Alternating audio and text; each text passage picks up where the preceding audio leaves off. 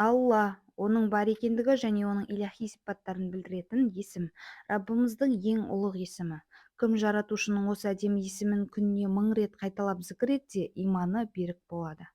Әр-Рахман, аса қамқор, оның қамқорлығы өзі жаратқан бүкіл мақлұқтарына тиесілі.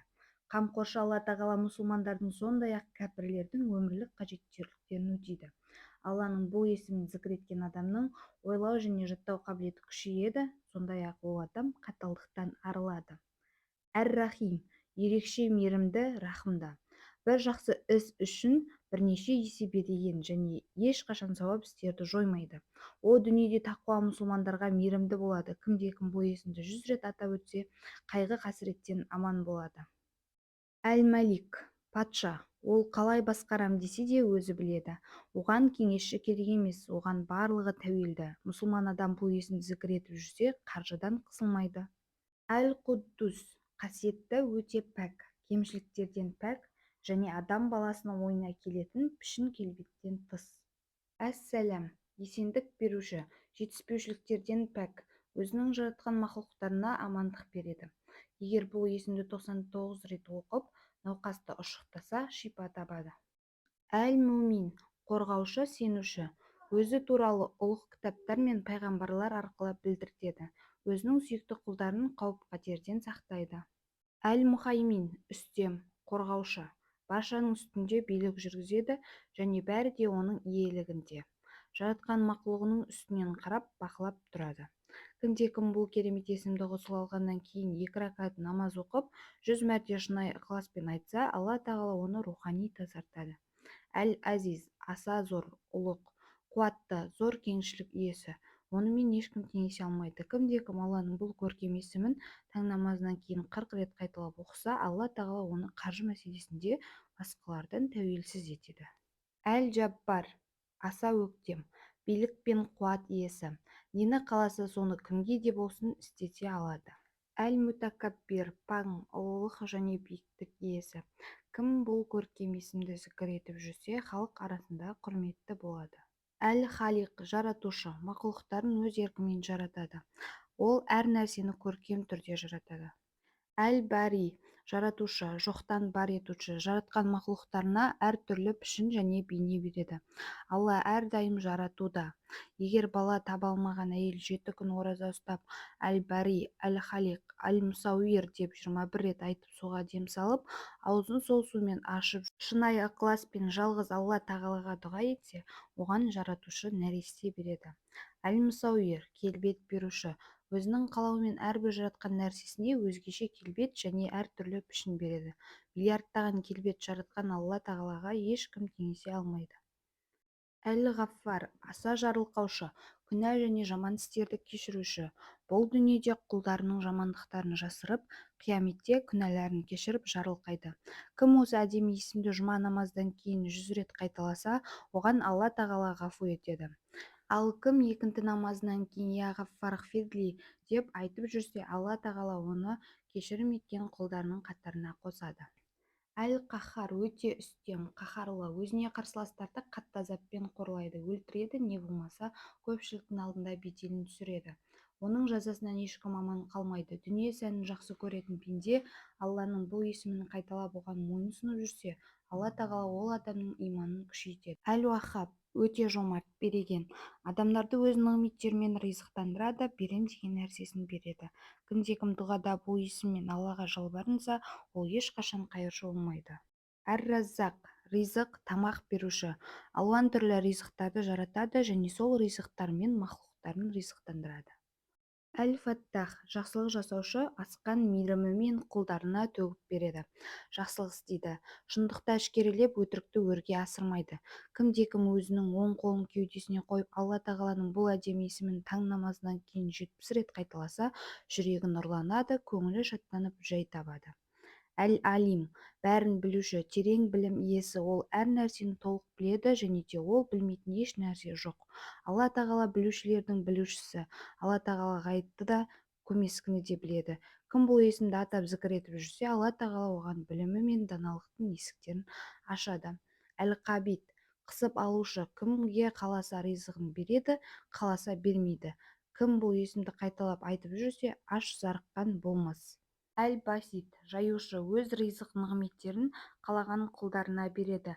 Әл-Хафид, түсіруші, Алла тағала кәпірлерді тозақтың түбіне түсіреді және кәпірлерге қайғы, мұң, зар мен азап береді. Кім Алла тағаланың бұл ғажайып есімін 500 мәрте зікір етсе, Хақ тағала оның дұғасына жауап береді. Әр-Рафиқ, көтеруші, биіктетуші, өзіне жақын құлдарының беделін бұл дүниеде де, ақыретте де көтеріп қояды. Әл-Муиз, қуат беруші, өзінің мүмин құлдарына мықты қуат береді. Олардың мойынсұнғандары үшін күнәларын кешіріп, жәннатта құрметті орын береді. Әл-Музил, кемсітуші, кәпірлерді мойынсұнбағандықтары үшін кемсітеді. Оларға азап үйін тозақты дайындайды. Әс-Самиғ, әр нәрсені естуші, әр естілетін дыбыс ғайып айтылса да, оның естуінен тыс қалмайды. Ол құпияның бәрін біледі. Оның ести алмайтын нәрсесі жоқ. Ол барлық сыбыс-дыбысты естиді. Әл-Басир, көруші, ол бәрін көрген. Адам және басқа мақлұқтар көрмейтіннің бәрін көреді. Оған көрінбейтін зат жоқ. Ол ғайыпты да көреді. Әл-Хакам, хәкім, қазы, төреші. Соттың үкімі оның құзырында. Оның үкімі кесімді. Оны ешкім сынай алмайды және Алланың үкімдерін кемсітіп жамандауға ешкімнің хақысы жоқ. Кім дәрет алып осы есімді күніне 99 рет зікір етсе, Алла тағала оның жүрегін нұрландырады. Әл-Ғадилу, Әл-Аділ, әділ, адал. Ол кімге болмасын ешбір әділетсіздік жасамайды. Ол өз шешімдерінде әділ.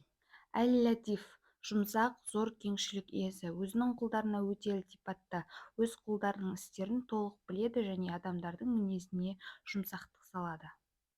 Әл-Хабир, толық хабар алушы, барлық істер оның қалауымен жасалады. Ол ешқашан хабарсыз қалмайды. Жаратушының бұл көркем есімін қайталаған адамды Алла тағала қанағатты етеді. Әл-Халим, ерекше мейірімді, өте жұмсақ, азабын тездетпейді, бірақ малғұн шайтанға еріп, күнәлі іс жасағандарға азабы жақын. Әл-Азим, аса зор кеңшілік иесі, мәртебелі, ең ұлы, оның мәртебесінің басы да, соңы да жоқ. Әл-Ғафур, кешіруші, күнәларды кешіруші, кешірім сұраушыларды күнәлары үшін қолға алмайды, жаман істерін жақсы амалдарға ауыстырады. Әш-Шәкур, шүкірді қадірлеуші, адамдарға шүкірлік айтқаны үшін мәрхамет етеді, құлдарына көркем істері үшін ізгілік етеді. Әл-Алию, Әл-Али, өте биік, жоғары, мәртебелі, адамдардың сезім, сана және басқа қабілетіне әкелетін бейнелерден тыс, одан жоғары, ол әр уақытта биіктікте. Әл-Кабир, ұлық, ең ұлы, абырой және мәрхамет иесі, адамдардың ойлау, көру және сезу мүшелерінен тыс. Әл-Хафиз, қорғаушы, сүйікті құлдарын жамандық пен кесірден сақтайды, өз құлдарының сауап істерін қиямет күні мәрхамет ету үшін жазып сақтайды. Алла тағала әлсіздердің жәрдемшісі. Әл-Муқит, азық беруші, азықты жаратып мақлұқтарына таратып береді, даналықты және білімді жүректерге жеткізеді. Әл-Хасиб, есеп беруші, жеткізуші, өз құлдарының қажеттерін өтейді. Әл-Жалил, биік, үлкен, өз ұлығында өте биік, қадір қасиетінде аса ұлы. Әл-Карим, құрметті, мәрхамет иесі, ізгілік істеуші, оның рахымында шек жоқ, ізгілігі ешқашан таусылмас, уәде берсе толығымен орындайды. Әр-Рақиб, қараушы, бақылаушы, ол әр нәрсені көріп, біліп тұрады, еш нәрсе оның алдынан өтпей кетпейді. Әл-Мужиб, жауап беруші, оған дұға етіп жалбарынған құлдарына жауап береді, ол адам баласы үшін не нәрсе пайда беретінін біледі. Я муджибу дағуати тәммәти деп дұға етілсе, жауап беруші Хақ тағаланың жауап беруі сөзсіз. Әл-Уасих, қоршап алушы, толтырып салушы, ол өз құлдарын ризықтармен бөлейді, мәрхаметін тақуа құлдарына төгіп байытады.